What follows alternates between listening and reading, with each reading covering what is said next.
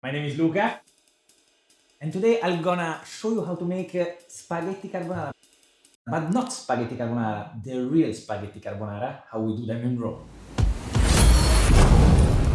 Obviously, we need the pasta, spaghetti, around 200 grams, but you can also use other types of pasta. 4 eggs for 2 people.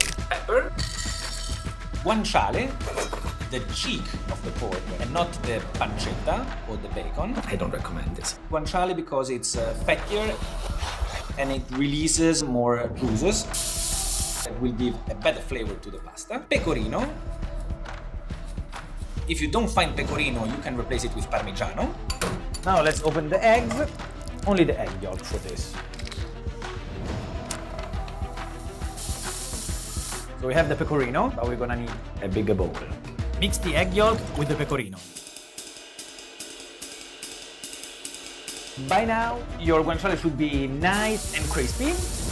We mix the eggs with the pecorino. Aren't you forgetting the cream? The cream, what are you saying, the cream? Now we're gonna put the spaghetti in the pot.